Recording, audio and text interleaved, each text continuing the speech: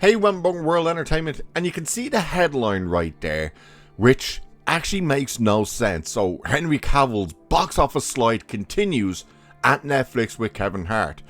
Here's the issue. They're trying to say because he signed on to do a movie that's going to be for Netflix, it's affecting his box office, that he's not a box office draw and stuff like this. The article gets really, really weird, but we're going to have a look at this because this sounds like it could be a good fun movie. Kevin Hart and Henry Cavill. Imagine that size difference. Let's dive into this, and again, just keep in mind, the article kind of tries to paint this like it's a massive failure for Henry Cavill. It's weird. But anyway, you'll see it here. Henry Cavill is heading back into spy territory, but the real story isn't who he's working with, it's where the movie is going. Now, right away, the first line in the article makes this sound like Henry Cavill has done this movie, the movie has been shopped around, no actual cinemas or anything took it, and Netflix went, we'll take it, and it's getting dumped on Netflix. That's not the case at all. It's a Netflix movie. They signed on to work with Netflix for this movie. Netflix is funding it, Netflix is making it, and Netflix is distributing it. So why they're trying to paint this as he's done this movie already and they're just going to dump it on Netflix? It's so bizarre. I don't understand this and what they're trying to accomplish with this article, especially seeing as this is coming from a website that is normally very much backing Henry Cavill. So this is just weird that they're trying to paint this movie as this failure when it's, number one, it's not even made. Number two, they don't even know what the actual movie is, quite frankly. And then to try and say it's getting dumped on Netflix when it's a Netflix movie, which it even comes up right next. So, Deadline reports Cavill has signed on to star opposite Kevin Hart in an untitled spy action comedy directed by Mac G for Netflix. Based on a short story by Sean Lewis, the film follows two rival spies who cross paths in a Lamaze class, whatever the hell a Lamaze class is, no idea, where after their wives become fast friends, with their double lives colliding in dangerous and comedic ways as both men reluctantly partner up on the road to fatherhood. Cavill is playing one of the spies, with character details kept under wraps. So, straight away, you're seeing, like, there's nothing really known about Henry Cavill's character, or Kevin Hart's by the looks of it and stuff like that. It's based on this short story, okay? But it's, and Mac G, this must be one of Mac G's first movies. That's a name that really has kind of vanished. I know he's done a few TV shows, actually good TV shows as well. It's just when he was doing movies, big movies, he was kind of all over the place. But you see, directed by Mac G for Netflix. Right there. Mac G for Netflix. So why are they saying where the movie is going? It's not going anywhere. It's exactly where it's been the whole time. It's weird. So, it's a fun premise. It's also the latest sign that Hollywood no longer trusts Henry Cavill to open a movie in a theater. It's a Netflix movie. So why are you painting this picture that, well, nobody wants them, so they're giving it to... Netflix is the one who has the movie. It's so weird. So Cavill's recent run on the big screen has been brutal.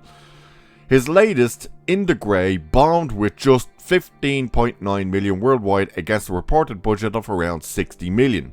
A break-even point likely north of 150 million. The Guy Ritchie thriller opened to under 3 million domestically, Ritchie's worst opening in nearly 2 decades, and was dumped onto digital just 17 days after hitting theaters.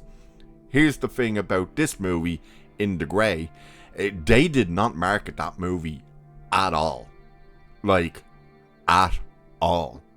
I never seen it anywhere. There was no TV spots for it. There was no posters around for it. There was no billboards around. There was no posters on the side of a bus or anything. It was non-existent. To the point that when it came out, nobody even realised that it had come out. So, them saying the 60 mil probably has to make 150 mil. Is that including the marketing? That was non-existent because, again, there was zero marketing for that movie. Absolutely zero. So, yeah, it's weird. So before that came Ritchie's The Ministry of Ungentlemanly Warfare, which managed only 29.7 million worldwide on a budget also reported around 60 million. Okay, so what you take away from that is that's two Guy Ritchie movies. So who's actually to blame on that one? Is it Guy Ritchie or is it Henry Cavill? Because that would more so indicate that people don't have all that much trust in Guy Ritchie's movies on the big screen as opposed to Henry Cavill on the big screen.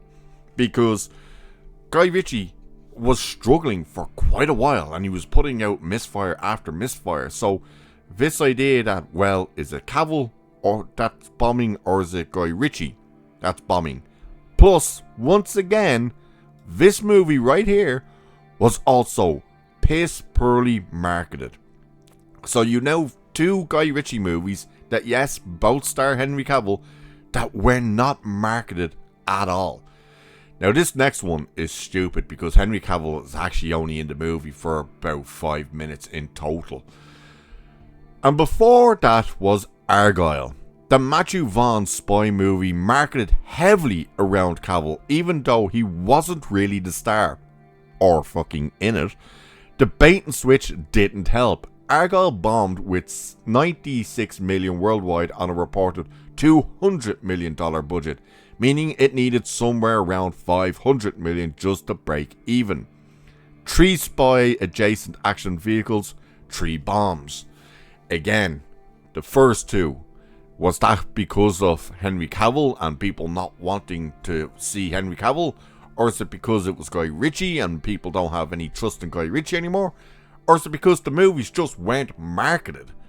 I would think it's possibly they just weren't marketed. Then, Argylle, yeah, they tried to promote it front-loaded with Henry Cavill, but as soon as people went to see it, and when I say people, I mean the first reviews that came out, you know, from critics and stuff, where they all came out and said, if you're going to go and see this movie for Henry Cavill, don't bother, he's only in about 5 minutes of the entire movie. It's a complete bait and switch. That possibly is why people went, well, fuck that then, I'm not going to see that movie. Not just that, but they also came out and said, by the way, he's only in 5 minutes and the rest of the movie is absolute dog shit.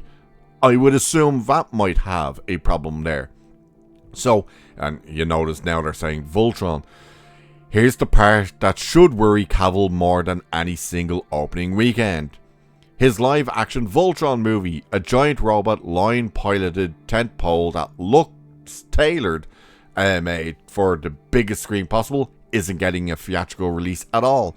Amazon MGM Studios confirmed at its upfront presentation that the film is heading straight to Prime Video. Amazon's Masters of the Universe certainly didn't help the case. Or the cause. Why? It's only out. Like, it's not even a full weekend for the movie. And word of mouth for Masters of the Universe may actually help this movie. So, it's weird. Plus, not to mention, Amazon decided to dump Voltron on the streaming service before Masters of the Universe came out. So, again, this article is being painted like Henry Cavill's box office poison. It's so strange. And it says, it's a different kind of warning sign. The 3 films above failed in theaters. Voltron never got the chance. A studio sitting on a major franchise play with Cavill attached looked at the landscape and decided not to gamble on the big screen at all. Even if Cavill's role is said to be smaller, the optics are still hard to ignore. So again, there's a movie where, yeah, he is being the person to promote it, but he's not actually meant to be the main star of the movie. That it's going to be the kids and stuff around the giant robots and whatnot. And yet you're going to try and paint it as a Henry Cavill failure. It's just so strange. So when a studio won't even attempt theatrical with your tentpole, that says something the box office numbers can't. So it's like, okay, add it all up and the pattern emerges. Cavill is quietly becoming a streaming first actor. So it's like everybody is doing at this rate, you may as well say, well then the likes of Anthony Hopkins is a TV actor at this stage, you know, because the amount of TV series that he's appearing in. It's just, he's taking roles. And he's taking roles in properties that he enjoys and likes. So, if he signed all these deals with all of these studios, like, he has a deal now with Amazon. He's doing Voltron with Amazon. Amazon, of course, has picked up Highlander, which, yes, is getting the theatrical release. And, of course, he's going to be doing Warhammer with Amazon. So, why there's this weird article all of a sudden? Because every other article apparently is just like, hey, Henry Cavill signed on to do this brand new movie with Kevin Hart and yada yada, and they talk about how fun it could be and what to expect. This is the only one that seems to be trying to paint this movie as a Henry Cavill failure, because now all of a sudden it's getting dumped at Netflix, when from the word go, it's a Netflix movie. It's weird. It's a bizarre article that's really kind of misplaced its whole thing in Henry Cavill. And quite frankly, this spy movie, I'm looking forward to that. I think that sounds like it could be bloody hilarious. Henry Cavill and Kevin Hart? Yes, please. I'll take that. So, what do you guys think? Do you think Henry Cavill is to blame for box office failures and stuff, for movies that just weren't marketed at all? And do you think he is box office poison, so all of his movies are going to get dumped on streaming? Let me know, because realistically, we need to see him front and center with a movie. And the big test, of course, will be Highlander. But let me know what you guys. And with that, I shall leave it there for this one. So do like and share and subscribe and hit that hype button and all that good stuff, you know the drill. Cheers, and I'll catch you in the next one.